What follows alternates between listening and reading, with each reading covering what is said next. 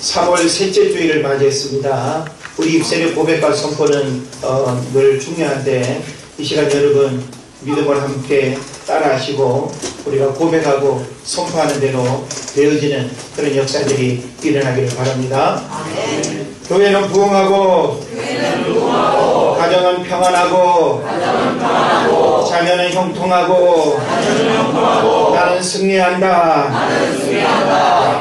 그러게 될 줄을 믿습니다. 네.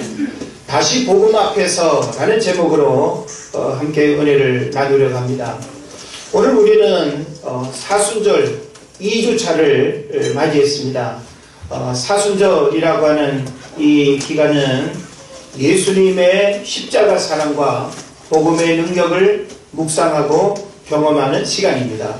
그런 면에서 정상적인 일상을 우리가 보내더라도 우리 마음의 중심과 영적인 관심사는 예수님의 십자가의 그 사랑과 복음의 능력을 우리가 사모하고 갈급해하고 그리고 목말라 하는 그런 은혜의 시간 되기를 바랍니다. 그래서 이 사순절의 기간에 좀 사사로운 시간들을 우리가 조금 뒤로 하고 우리가 오락이나 혹은 개인적인 유흥의 어떤 볼일들을 좀 절제하고 말씀 앞에서 가까이 나아가고 또 하나님 앞에 나와 예배하고 또 기도하는 일들을 더 귀히 여기는 그런 시간 되기를 바랍니다. 우리 기독교 신앙의 핵심은 복음입니다. 여러분이 만약에 복음이 무엇입니까? 라고 이렇게 질문을 받는다면 뭐라고 대답하시겠어요? 우리는 복음에 대한 분명한 이해가 있어야 되고 복음에 대한 설명을 할 수 있어야 되고 그리고 그 복음은 이론이 아니라 복음은 내 삶의 능력으로 경험되어져야 되고 복음의 역사를 우리가 체험해야 우리는 그 복음이 진짜 무엇인가라고 하는 사실을 알 뿐만 아니라 그리고 고백하는 그 메시지가 힘이 있게 되는 겁니다. 자, 복음이라고 하는 이 말은 한자어죠. 복복자, 소리음자, 복된 소리라고 하는 뜻입니다. 영어로는 good news, 다시 말하면 기쁜 소식이다 라고 이렇게 이해할 수 있습니다. 그리고 이 복음이라고 하는 말은 헬라어로는 유앙겔리온이라고 하는 말인데 역시 좋은 소식이다 라고 하는 그런 이제 의미를 담고 있습니다. 옛날 이 고대 사회에서는 전쟁이 많았죠. 도시와 도시 간에 전쟁이 있게 되면 전쟁에 나갈 만한 젊은 장병들이 다 전쟁터로 이렇게 나가게 되고 이 성에 남아있는 사람들은 어린아이나 노약자 뭐 이제 여성들만 이제 성에 남게 되겠죠. 그런데 전쟁의 승패에 따라 가지고 전쟁에 나간 사람이나 성에서 기다리고 있는 모든 사람에게 있어서는 전쟁의 승패에 따라 가지고 그들의 운명과 삶이 달라지는 거예요. 그래서 전쟁이 끝날 때까지 성 안에 있다고 해가지고 부침개 구워 먹고 라면 끓여 먹고 뭐 그냥 낮잠 자고 그렇게 쉴 수 있는 게 아니에요. 왜냐하면 지금 전쟁 상황이기 때문에 엄청난 그 긴장감 속에서 정말 이 전쟁에서 승리할 것인지 이 전쟁에서 피할 것인지 이것은 공동체의 운명을 좌지우지하기 때문에 전쟁이 일어난다라고 하는 것은 굉장히 중요한 일이 되는 겁니다. 그래서 전쟁이 끝나기를 기다리면서 그리고 전쟁의 그 승전보를 기다리면서 성 안의 사람들이 이제 성 밖을 바라보고 있겠죠. 그러면 이제 전쟁 상황이 이게 종료가 되면 이제 전쟁의 소식을 전하기 위해서 달려오는 한 사람이 있습니다. 멀리서부터 큰 문제를 일으키며 말을 타고 달려오는 사람이 있습니다. 과연 그 사람이 이 전쟁의 승리를 이야기할 것인지 혹은 또 패함을 이야기할 것인지 너무나 긴장되고 두려운 마음으로 그 전쟁의 소식을 이제 기다릴 수밖에 없는 것입니다. 저 멀리서 작은 흙먼지를 일으키면서 달려오는 그 사람을 주목하면서 가까이 무언가가 들리기를 기다리죠. 그때 들려오는 소리 유앙겔리온 유앙겔리온 뭐예요? 좋은 소식이라는 거죠. 그래서 이 복음이라고 하는 헬라어의 유앙겔리온이라고 하는 말은 전쟁에서 승리의 소식을 알리는 그런 메시지입니다. 그래서 전쟁에서 승리를 했다라고 하는 것은 전리품도 취할 뿐만 아니라 생명과 재산을 보호받고 현재 살아가고 있는 삶의 행복을 아무런 문제 없이 유지할 수 있는 거죠. 그런데 전쟁에서 실패한다는 것은 뭐예요? 뭐 죽이면 전쟁터에 나간 사람이 죽는 것은 당연하고 살아남은 군사들은 다 포로가 되는 거고, 그리고 또 진쪽에 또 성의 사람들은 다 노예로 잡혀가고, 예쁜 여자들은 또 다른 남자의 또 아내가 되고 놀이개감이 되고, 모든 것들이 다 망가지는 거예요. 그래서 이 전쟁의 승패라고 하는 것은 너무너무 아주 중요한 문제였습니다. 그래서 로마가 하나의 제국으로 그 주변의 모든 나라들을 정복하고 다스리게 될 때 이 잡아온 사람들이 얼마나 많겠어요? 포로로 잡혀온 사람들이 얼마나 많겠어요? 그래서 이 로마 시내에 인구 3분의 1이 그 당시에 노예였다라고 이야기하고 있습니다. 그러니까 전쟁에서 패한 사람들, 쓸만한 사람들은 다 이 로마 시내로 데리고 와가지고 아주 중요한 보일들을 다 맡기는 거죠. 그러니까 이 노예 신분이 아닌 오리지널 로마 시민권자들은 그 똑똑하고 예쁘고 그리고 힘있는 그런 사람들을 다 노예로 다스리면서 먹고 마시고 누리고 향락과 쾌락에 젖는, 그래서 이 로마 시민권자라고 하는 것은 엄청난 특권과 엄청난 우월감을 가지고 살아갈 수밖에 없는 승자의 복이라고 그렇게 말할 수 있는 것이죠. 자, 이와 같은 복음에 대한 단어적 이해를 우리가 해보면서 오늘 제가 여러분과 함께 말씀을 나누고자 하는 핵심은 뭔가 하면 다시 복음 앞에서라고 하는 거예요. 그냥 복음 앞에서라고 해도 되지 않습니까? 그런데 다시라고 하는 이것은 복음에 뭔가 문제가 있다는 거예요. 다시 우리가 그 문제 앞에 서야 된다라고 하는 것은 뭔가 다시 서지 않으면 안 되는 심각한 어떤 상황이 벌어졌다라고 하는 것을 의미하는 거예요. 그럼 오늘날 우리는 20년 전에 30년 전에 예수 믿으면서 들어왔던 그 수많은 복음을 우리가 모르는 것도 아닌데 왜 다시 복음 앞에 서야 되죠? 왜 우리는 다시 복음을 들어야 되죠?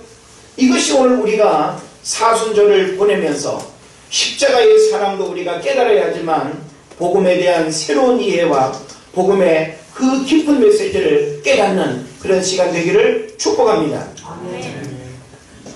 복음의 핵심이 뭡니까? 우리는 이 복음을 이야기할 때 복음을 서슴없이 이야기할 수 있어야 됩니다. 오늘 아침에도 원정동 주민 여러분 하면서 그냥 외치고 다니는 사람 보셨죠? 물론 그 용기, 그렇게 어떤 메시지를 전할 수 있다라고 하는 거 사실 쉽지 않은 일입니다. 그런데 그 분이 그렇게 외치는 메시지가 뭔가 하면 복음이에요. 예수님에 대해서. 예수 믿고 죽으면 천국 가는데 예수 믿지 않고 죽으면 지옥 간다라고 하는 이 핵심적인 메시지를 이제 전하고 있는 것이죠. 우리는 어떤 모양으로든지 복음이 무엇인가를 알아야 되고 그 복음이 내 입을 통해서 내 삶을 통해서 복음이 증거되고 복음이 드러나야 하는 것입니다. 그런 의미에서 우리는 내가 무언가를 올바르게 이해하지 못하고 올바르게 내가 그 무언가를 맛을 보지 못했는데 자신 있게 이야기할 수 없는 거예요.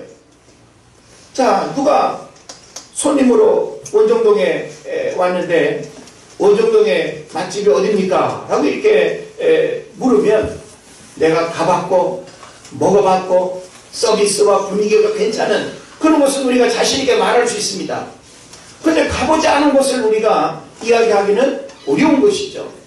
그런 면에서 우리는 음식도 그렇고 무엇을 보고 경험한 것도 그렇고 내가 확실하게 그것에 대한 충분한 이해와 맛을 알아야만 자신있게 말할 수 있는 거예요. 그런 면에서 복음은 머리로 이해하는 이론에 머무르서는 안 됩니다. 복음은 이론이 아닙니다. 복음은 능력이고 복음은 바로 우리의 삶을 변화시키는 그런 능력이 되기 때문에 이 복음의 핵심을 이해하는 것은 너무너무 중요한 것입니다. 그래서 오늘 저는 여러분에게 먼저 복음의 핵심을 이야기를 하고, 그리고 왜 다시 우리가 복음 앞에 서야 되는가라고 하는 이 문제를 여러분이 잘 경청하고 깨달음으로 인해서 이 사순절 기간에 적어도 복음에 대한 올바른 이해를 통해서 여러분 신앙도 견고해질 뿐만 아니라 여러분을 통해서 복음의 능력과 복음의 역사가 뜨겁게 일어날 수 있기를 주의 이름으로 축원을 드립니다. 아멘. 자, 복음의 핵심은 뭔가 하면 십자가에서 내가 죽는 것이 복음의 핵심입니다. 십자가에서 내가 죽는 것. 그래서 예수님이 십자가에 못 박혀 죽으셨다라고 하는 이 사실은 예수님 당신의 죄 때문에 죽은 사건이 아니라 예수님의 십자가 사건은 온 인류의 죄를 대속한 구원의 사건이었습니다. 그런 면에서 우리는 그 십자가의 사건을 믿음으로 우리가 받아들이고 그 주님이 2000년 전에 나를 위해서 먼저 죽으셨다라고 하는 사실을 받아들이고 인정함으로 인해서 매일매일 우리가 십자가에 죽고 그 십자가의 능력을 경험하는 것이 바로 복음의 핵심이다라고 하는 사실을 믿으시기를 바랍니다. 그래서 사도 바울은 서신서에서 어떤 고백들을 합니까? 나는 날마다 죽노라. 따라합시다. 나는 날마다 죽노라. 죽는 거 좋아요, 여러분? 현수 앞으로 몇 년 살고 싶어? 50년? 90년? 욕심도 많네? 예. 6,000년? 큰일 났네. 네. 자, 우리는 죽는 것에 대한 두려움이 분명히 있습니다. 그러나 사실 여기에서의 죽음은 우리 육신의 생명을 의미하는 게 아니에요. 여기서 죽는다라고 하는 것은 우리 옛사람의 성품과 예수 믿기 이전의 불신앙과 악한 것과 죄악된 것들이 날마다 십자가 앞에서 죽어야 되는 거예요. 할렐루야? 예. 그래서 우리의 혈기도 죽어야 되고 우리의 또 아주 못돼 먹은 성품들도 죽어야 되는 거고 불순종하게 하고 불신앙하게 하는 인간적인 모든 생각과 마음들, 깜빡한 마음들, 교만한 마음들 다 깨어지고 죽어야 되는 거예요. 그래서 온유한 성품은 바로 예수 믿은 자의 변화된 성품이 되는 거예요. 온유하다라고 하는 것은 야생마를 길들여 가지고 주인의 말에 고분고분 앉으라면 앉고 가만히 있으라면 가만히 있고 뭐 가져오라면 가져오고 이게 바로 온유예요. 그래서 적어도 우리가 주님 앞에 온유한 자의 성품으로 살아가는 그런 모습이 있어야 되는 것입니다. 그렇게 되지 않고 있다라고 하는 것은 안 죽어서 그래요. 예. 고등학교 1, 2, 3학년을 구분하는 방법 여러분 아시나요? 고등학교 1학년은 물으면 예 한대요. 고등학교 2학년은 뭐요 한대요. 예. 고등학교 3학년은 잊어먹었습니다.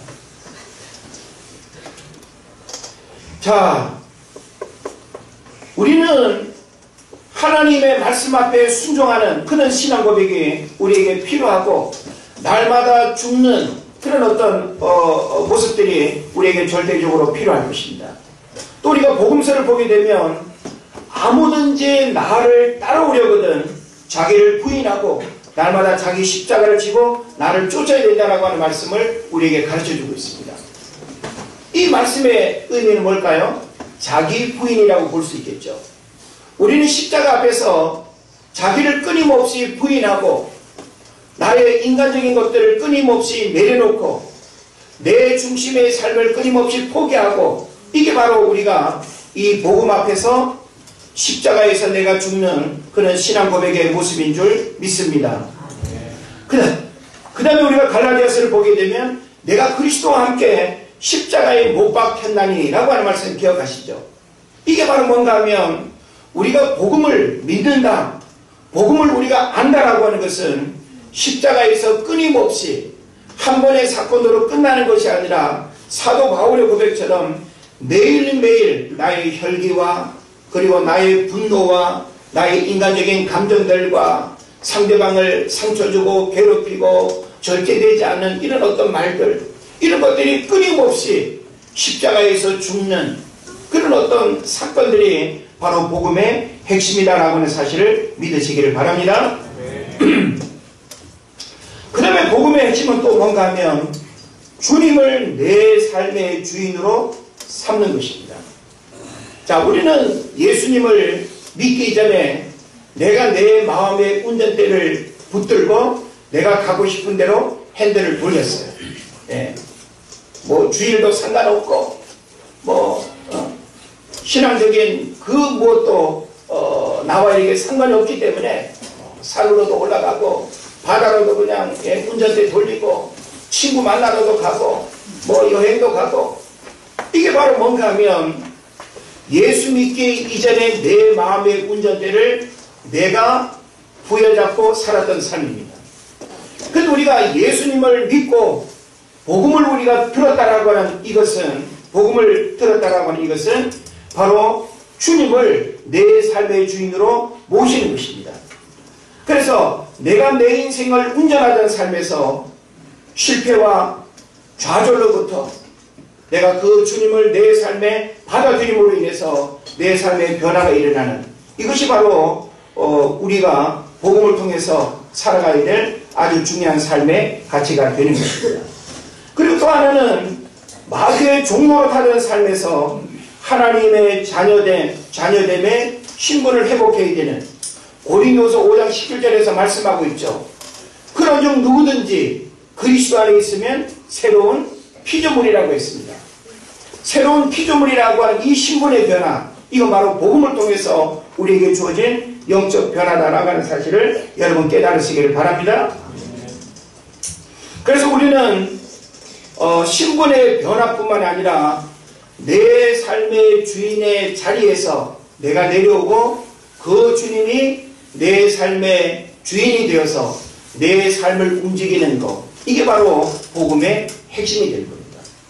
그래서 우리가 복음을 들었다, 복음을 믿는다, 복음대로 살아간다라고 하는 것은 그 십자가로 말미암아 내가 날마다 죽는 것을 의미하지만 또 내 삶의 인생의 방향과 목적을 내 마음대로 좌지우지하는 것이 아니라 바로 하나님이 내 삶을 다스리고 그 하나님의 통치와 다스림을 받는, 이것이 바로 우리에게 가장 중요한 복음의 핵심이다라고 하는 사실을 여러분 믿으시기를 바랍니다.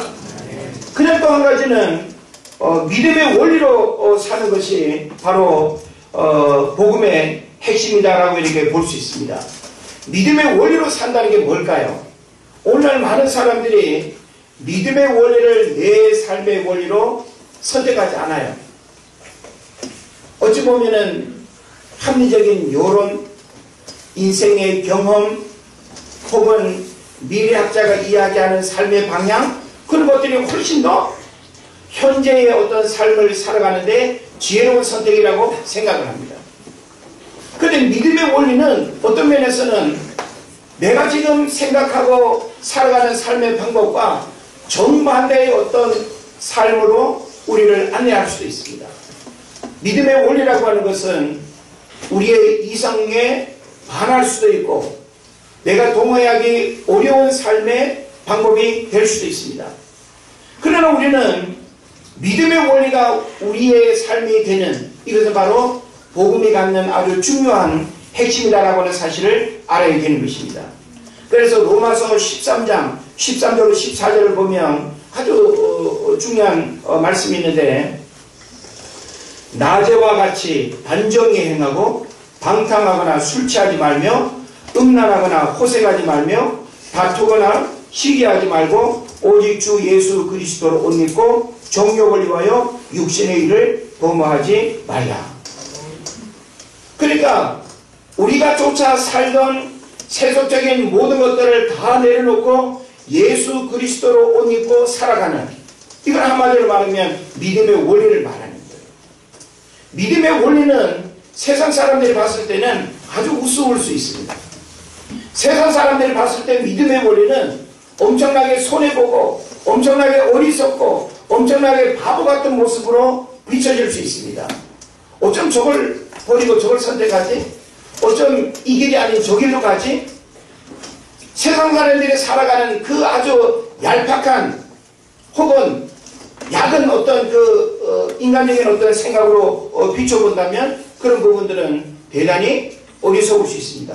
그러나 우리는 복음이 무엇인가라고 하는 사실을 알고 복음의 핵심과 그 복음이 내 삶에 어떤 영향을 미쳐야 되는가라고 하는 사실을 생각하면 바로 이 복음은 우리에게 이와 같은 삶의 변화를 일으킬 뿐만 아니라 이렇게 살아가는 것이 그 복음 앞에서 우리가 살아가야 하는 아주 중요한 모습이다라고 하는 사실을 여러분 깨달으시기를 바랍니다.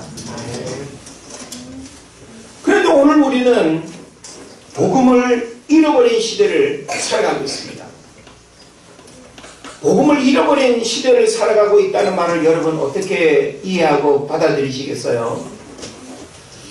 복음을 잃어버린 시대, 성경을 잃어버렸다는 것은 말할 수 있겠는데 복음을 잃어버렸다는 것 어찌 보면 좀 이해하기 어려울 수 있습니다.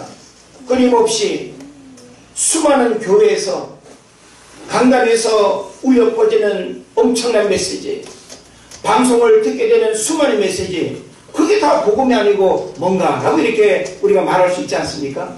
그런 면에서 복음은 어찌 보면 홍수처럼 흘러넘친다고도 그렇게 말할 수 있습니다.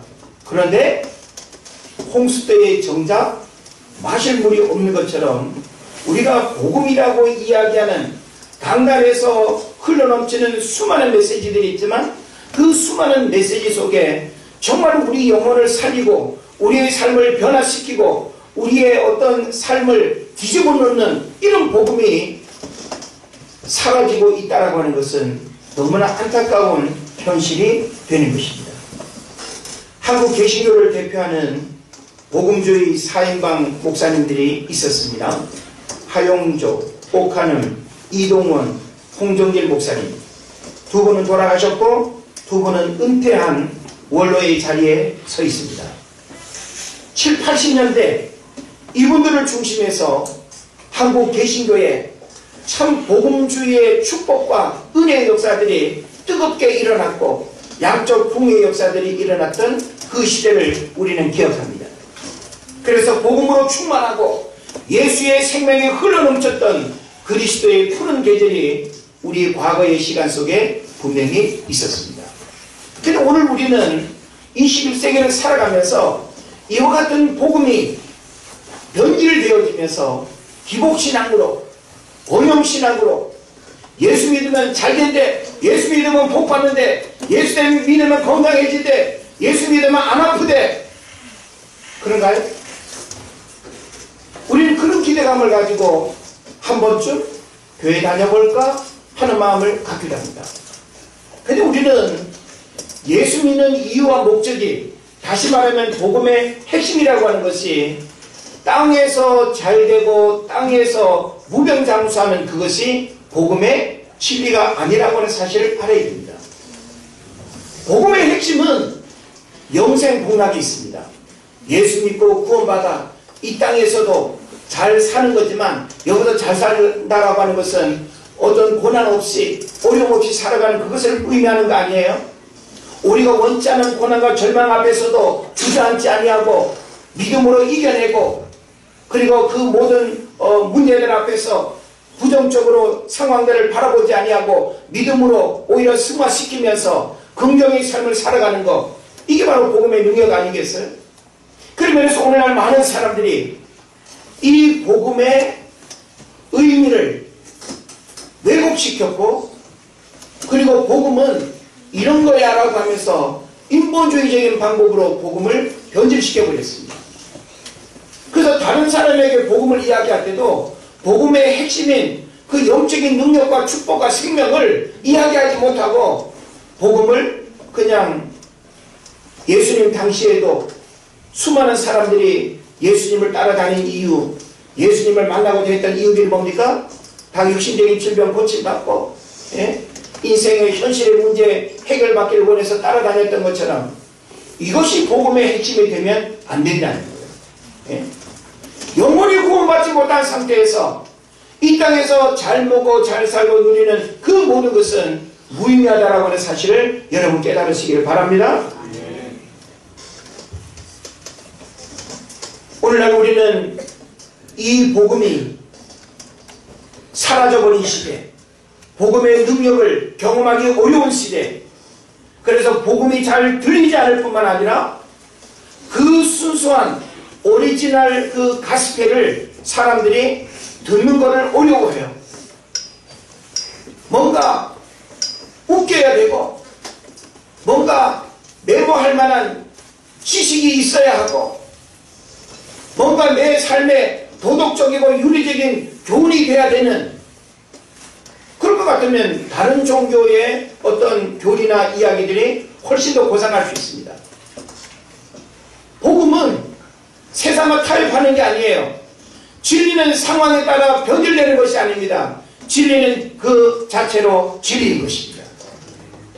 그런 면에서 진리가 우리 영혼을 자유케 하는 역사, 진리가 생명이 되는 역사, 그래서 우리는 순수한 그 복음 앞에서 끊임없이 우리의 신앙과 삶을 조명하고 타락한 우리의 성품과 세속적인 우리의 가치관과 하나님 말씀대로 살아가지 못하는 그런 인본주의적인 것들을 그 복음 앞에서 날마다 우리 더러운 세탁물을 세탁기에 돌려 세탁하는 것처럼 복음의 세탁기 안에 여러분의 세속적인 생각과 인본주의적인 가치관들과 예산품의 그 모난 것들을 복음의 세탁기에서 말끔하게 돌리시기를 바랍니다.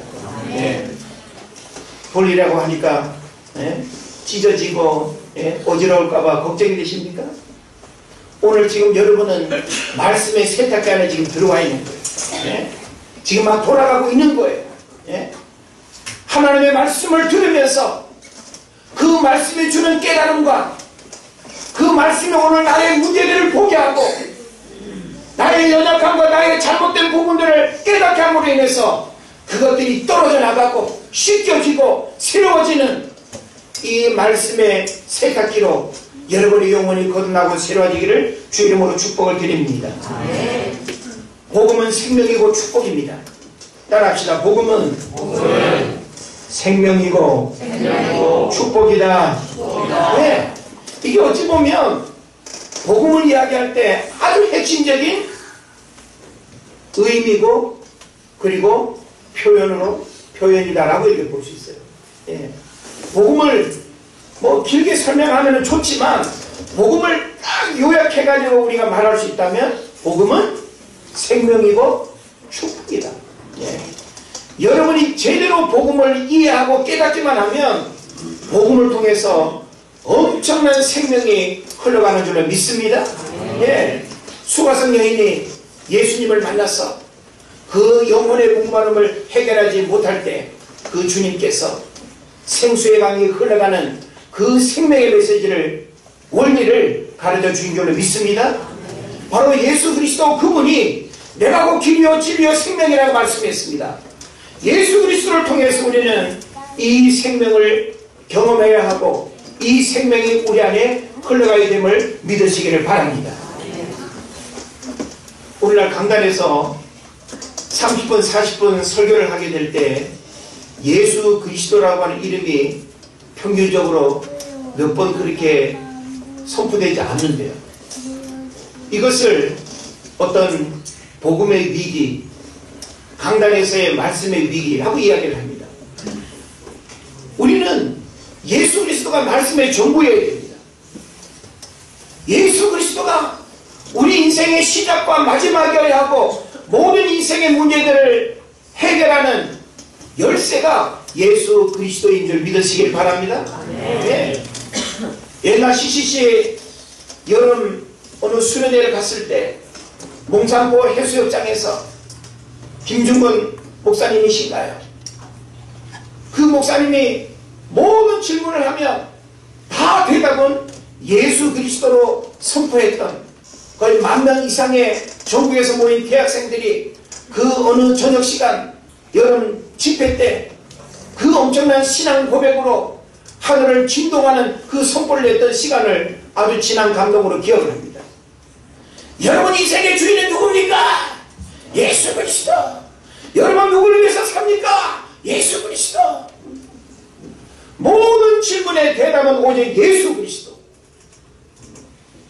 여러분 인생의 모든 문제들을 고민과 아픔과 고통 속에서 예수 그리스도는 답을 주는 분입니다. 예수 그리스도를 통해서만 우리 인생의 모든 문제들이 해결된다는 사실을 여러분 믿으시기를 바랍니다. 그러므로 복음은 진정한 생명이고 축복입니다. 예. 복음은 우리의 생명을 100년, 200년 살게 하는 능력, 그런 능력이 있을 수 있지만 육신의 생명이 오래 지속되는 것, 이것은 진정한 축복이 아닙니다. 영원한 생명, 죽어 영생 복락을 누리는 이것이 진정한 생명의 축복인 줄로 믿으시기를 바랍니다. 복음이 사라진 심령은 마귀의 영적 놀이터가 됩니다. 잘 깨달으세요. 여러분 마음속에 복음이 사라지면 마귀의 영적 놀이터가 돼서 여러분의 생각을 혼란하게 하고 여러분의 마음을 더럽게 하고 여러분의 삶을 망가뜨립니다.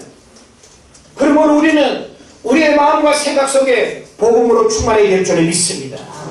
날마다 그리스도를 묵상하고 날마다 그리스도의 말씀이 우리 안에 충만해서 누리기만 해도 때리기만 해도 아파가 아니라 예수 그리스도가 튀어나오는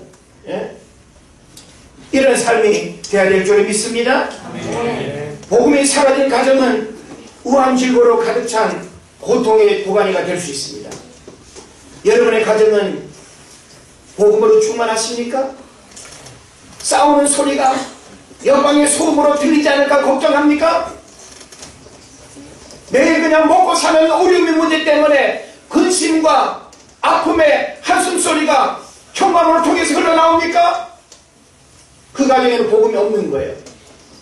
아무리 힘들고 어려워도 자녀 문제로 고통을 겪고 직장 문제로 고통을 겪고 돈 문제로 고통을 겪어도 찬송과 기도와 하나님을 예배하는 소리가 그 가정에서 충만하면 그 가정은 복음으로 충만한 것입니다. 오늘날 많은 가정들이 교회는 붙어 있는데 거기에서 이상한 소리들이 옆집으로 다 흘러나갑니다. 싸우고 소리 지르고 집어던지고 깨뜨리고 서로 잘났다고 소리 지르고. 왜 예수 믿는 우리들이 서로 화평하지 못합니까? 예수 믿는 가족들이 왜 서로 사랑하지 못합니까? 예수 믿는 우리들이 왜 서로 더 용서하지 못합니까? 너무나 이기적인 성숙하지 못한 우리의 연약함들을 언제까지 가지고 계시렵니까? 복음으로 충만한 심령, 복음으로 충만한 가정은 고요함이 있고 평안함이 있고 기쁨이 있고 감사가 있고 웃음이 있습니다. 할렐루야. 네. 복음으로 충만한 가정 되기를 주 이름으로 축원합니다. 복음이 사라진 교회는 영향력을 잃어버린 종류 호랑이처럼 유명무실할 수밖에 없습니다. 종류 호랑이를 보고 무서워 할 사람 있나요? 예? 희연이 종류 호랑이를 보고 무서워 호랑이가 물까봐 그런 사람이 있어요? 없죠? 예, 종류 호랑이는 무섭지 않은 거야. 예? 인형은 아무리 꽥꽥 해도 장난감은 장난감에 불과한 거예요. 예? 오늘날 교회가 세상 사람들이 교회를 바라볼 때 은혜제일교회에 있어가지고 이 근처에서는 담배도 못 피겠네, 노상방뇨도 못하겠네, 막 그래야 되는데 교회가 그냥 어디 칙칙해가지고 그냥 교회 그냥 등지고 나쁜 짓 하고 교회로부터 그냥 더러운 것들이 흘러나오고 그러면 되겠어요? 교회는 세상을 밝히는 등불이어야 되고 교회는 건물로서 등불이 아니라 여러분이 교회 밖을 나갈 때 은혜제일교회 성도의 구별된 삶을 살아가는 그것이 세상을 밝히는 등불인 줄을 믿습니다. 골목마다 시장마다 이웃마다 만나는 사람마다에게 은혜제일교회 성도의 구별된 삶을 살아가면 종류 호랑이가 아닌 정말 은혜제일교회에서 독한 신자 많았다고 어쩜 저렇게 예수행이 답냐고 이런 말들을 우리가 들어야 될 거 아닙니까? 그래도 오늘날 왜 우리는 이런 복음의 현상들을 바라보면서 다시 복음 앞에서 복음을 들어야 하고 복음을 생각해야 됩니다. 너무 안타깝지 않습니까? 우리가 들은 복음, 예수님을 통해서 우리에게 전달된 복음이 이와 같은 모습으로 우리 개인과 가정과 교회를 변화시키는 이런 능력이 되어야 되는데 오늘날 이 복음의 능력이 상실되네. 복음의 능력이 드러나지 않고 있는 이 시대 속에서 저는 사순절을 보내면서 다시 복음 앞에서라고 하는 이 메시지를 저와 여러분이 다시 한번 우리 삶에 조명해 보기를 원하는 것입니다. 로마 시대에는 고상한 지식과 헬라 철학이 번성했습니다. 제국 문화의 우월감에 도취되어서 속국의 문화와 종교를 무시했습니다. 로마 시민권자로 살아가는 것은 엄청난 혜택과 자부심이었습니다. 그런데 유대 그리스도인들이 말하는 복음은 한낱 속국 이스라엘 종교의 경전에 불과하고 복음을 외쳤던 예수는 십자가에 못 박혀 죽는 패배자로 비춰졌고 그래서 복음은 실패하고 무능한 부끄러운 소리에 불과하다고 생각했습니다. 오늘날 예수 안 믿는 불신자들이 교회를 바라볼 때 예수 그리스도에 대한 이해와 복음에 대한 이해를 아마 그렇게 할지 모르겠습니다. 그러나 사도 바울은 달랐습니다. 오늘 우리가 다시 복음 앞에 서야 하는 이유도 바로 여기에 있는 것입니다. 사도 바울은 로마 교회를 향한 서신서에서 말하기를 오늘 16절에서 뭐라고 말합니까? 내가 복음을 부끄러워하지 아니하노니 이 복음은 모든 믿는 자에게 구원을 주시는 하나님의 능력이 된다. 첫째는 유대인에게요, 또한 헬라인에게로다. 할렐루야. 예. 오늘 우리는 자랑하고 싶은 거 많죠? 뭐 심지어는 그냥 공항 나갔다가 나 뭐 어떤 연예인 봤어. 아이고 뭐 대단하다고 그 자랑하고, 예? 뭐 그냥 누구랑 사진 찍었다고 자랑하고, 뭐 전국대회에서 뭐 사진 찍었다고 자랑하고 붙여놓고, 우리의 자랑거리가 그런 것에 머물러 있다고 한다면 정말 너무나 안타까운 일이라고 생각합니다. 정말 특별한 자랑거리 있을 수 있겠죠.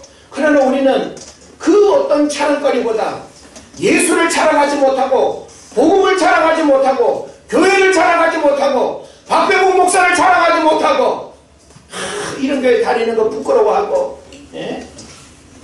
목사님 자랑하지 못하고 교회 자랑하지 못하고 그 복음의 능력을 경험한 것을 자랑하지 못하고 눈에 보여지는 것들에 마음 뺏겨서 비난하고 함께 불신자와 다름없는 모습으로 우리가 살아간다면 이것은 복음을 받은 자의 삶이 될 수가 없는 것입니다.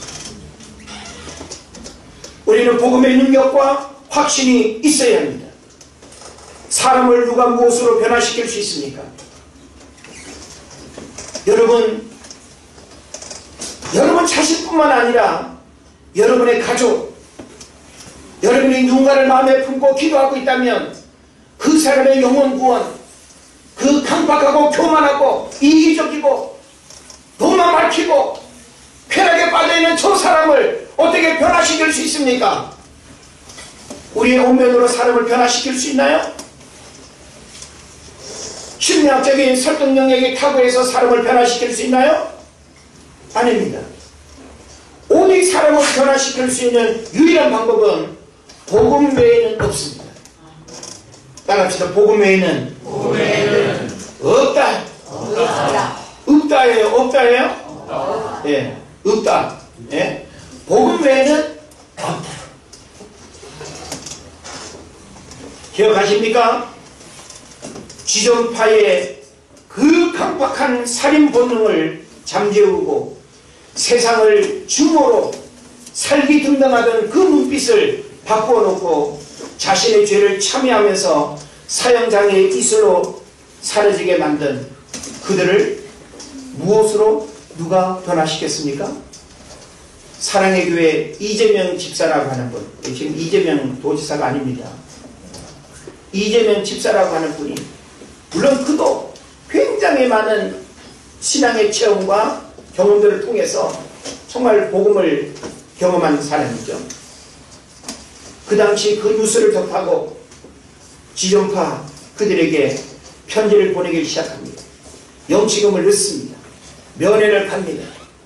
100여 통의 편지가 전해지고 복음 편지가 전해지면서 시간이 지나면서 그 강박하고 완악했던 지존파들, 살기 등등했던 그 누구도 그 눈빛조차, 경찰들도 그 눈빛을 피하고 싶을 만큼 살기 등등했다고 이야기하고 있습니다.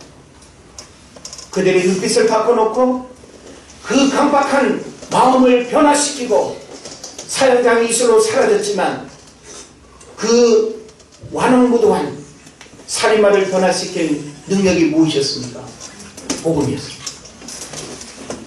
복음만이 사람을 변화시키는 능력이 있는 것입니다. 마틴 루터가 어떻게 종교개혁을 할 수 있었습니까? 복음의 발견입니다.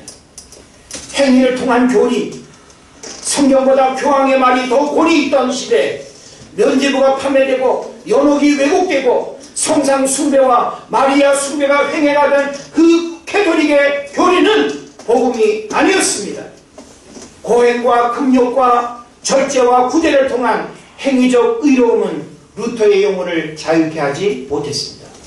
결국 라틴어 성경을 읽으면서 오늘 본문이죠. 로마서 1장 17절의 말씀에서 마틴 루터가 완전히 뒤집어집니다. 그 이전에는 행위로 구원받는 캐톨릭의 교리에 젖어서 엄청난 고행, 금시, 금욕 다 해봤지만 그 영혼의 자유가 없었습니다. 그러나 복음이 그 영혼을 자유케 하기를 믿습니다. 그 복음이 그 엄청난 교황의 권위 앞에 대항하면서 종교개혁의 불씨를 일으켰다라고 하는 사실을 믿으시기를 바랍니다. 로마 제국의 엄청난 힘과 권세를 무엇이 무너뜨릴 수 있습니까? 팍스 로마나 로마로부터 그 당시는 로마가 법이고 로마의 그 힘이 모든 것을 다 지배하던 그 팍스 로마나의 시대에 무엇이 로마를 무너뜨리고 로마를 변화시킬 수 있었습니까? 그 당시 상황으로 보면 로마를 무너뜨릴 수 있는 힘은 아무도 없습니다. 로마를 대적할 수 있는 힘 아무도 없습니다. 그런데 예수의 십자가는 로마의 속국인 이스라엘의 복음인데 콘스탄틴에 의한 기독교 공의는 우연한 사건이 아니었습니다. 윤리적으로 타락한 로마 사회에 진실하고 순결한 사람은 그리스도인 뿐이었습니다. 그래서 이들이 로마의 아내가 되어서 남편을 변화시키고 그 남편들 가운데 콘스탄틴 대제가 기독교를 국교로 공인하는 역사적인 사건이 일어난 것입니다. 여러분, 여성이라고 스스로를 가볍게 여기지 마십시오. 복음으로 무장하고 복음으로 충만하면 어린아이라 할지라도 그 말 한마디를 통해서 어른의 심령을 뒤집어 놓을 수 있고, 연약한 여성이라 할지라도 여러분이 복음으로 충만하기만 하면 세상의 모든 부정과 불의를 이겨내고 물리칠 수 있는 힘이 있는 줄로 믿습니다. 그러므로 오늘 우리는 다시 복음 앞에서 복음이 주는 능력과 복음의 그 엄청난 힘을 우리가 경험해야 될 줄로 믿습니다. 결론적으로 말씀을 정리합니다. 왜 다시 복음 앞에 서야 합니까? 제가 오늘 여러분에게 복음이 무엇인가라고 하는 그 단어적 이해로부터 복음이 우리 삶에 지금 어떤 모습인가를 제가 말씀드렸습니다. 그리고 복음이 이런 능력이 있어서 이런 변화를 일으킨다라고 하는 사실도 여러분에게 말씀드렸습니다. 그러면 우리는 다시 복음 앞에 서야 하는 이유는 너무나 당연합니다. 어찌 보면 이미 다시 복음 앞에 서야 하는 그 분명한 이유를 우리는 말씀 속에서 발견했다라고 볼 수 있습니다. 간단하게 여러분에게 저와 여러분이 이 사순절을 보내면서 다시 복음 앞에 서야 하는 그 이유를 말씀드립니다. 첫째로는 생명이 살아나고 흘러가야 하기 때문입니다. 우리 지난 한 주간 특별 심야기도를 모이면서 생명에 대한 말씀을 일주일간 들었습니다. 일주일간 생명의 말씀을 들은 성도들은 좀 팔팔하게 살아 계시군요. 듣지 않으신 분들은 덜 팔팔하시군요. 어쩌시렵니까? 오늘 우리는 이 복음의 생명이 내 삶에 얼마나 큰 은혜와 축복이 되는가라고 하는 사실을 알고 다시 복음 앞에 서야 하는 그 이유는 생명이 살아나고 흘러가야 하기 때문입니다. 내가 교회를 다니고 있다, 은혜제일교회 교인이다라고 하는 이 외적인 증거만 가지고는 복음의 능력이 드러날 수가 없습니다. 복음은 우리 내면에 녹아나야 하고 복음은 생명으로 나를 통해서 흘러가야 된다라고 하는 사실을 믿으시기를 바랍니다. 죄로부터 구원하고 진리로부터 자유케 되고 예수의 생명으로 충만해지는 역사는 오직 복음으로만 가능합니다. 그 다음에 두 번째로 왜 다시 우리가 복음 앞에 서야 됩니까? 능력과 권세를 드러내야 하기 때문입니다. 능력과 권세를 드러내야 하기 때문에. 여러분 삶 가운데 능력이 있습니까? 밥 먹고 그냥 힘자랑하는 그 힘 말고 여기서 능력이라고 하는 것은 헬라어로 디나미스, 이거는 영어의 다이너마이트로 바뀝니다. 다이너마이트가 뭔지 아시죠? 예. 산을 무너뜨리고 돌덩이를 가루로 만드는 이 다이너마이트와 같은 폭발력 있는 능력 복음 안에 있습니다. 할렐루야.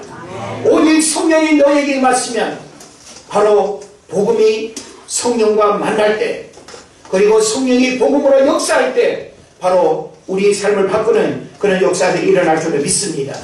그리고 마지막으로는 하나님께 영광을 돌려야 하기 때문에 다시 복음 앞에 서야 합니다. 하나님 앞에 영광을 올려드리는 삶을 위해서 다시 복음 앞에 서야 합니다. 영광, 글로리아지, 글로리아. 우리는 하나님 앞에 영광을 올려드리는 이 글로리아의 삶, 너희가 먹든지 마시든지 무엇이라든지 다 하나님의 영광을 위해 살아가고 있습니다. 우리 삶의 이유와 목적은 하나님의 영광을 위해서입니다. 여러분이 공부하는 것 하나님의 영광을 위해서입니다. 여러분이 지금 살아가는 모든 일들은 다 하나님의 영광을 위해서 해야 되는 일입니다. 이것은 바로 복음의 핵심이고 다시 복음 앞에 서야 하는 너무나 당연한 이야기입니다. 그러므로 복음으로 영혼이 새롭게 되길 바라고 거룩한 하나님의 백성으로 살아가는 은혜가 있길 바라고 복음이 삶의 능력이 되고 축복이 되는 삶을 살아가시기를 주의 이름으로 축원을 드립니다. 기도합시다. 하나님,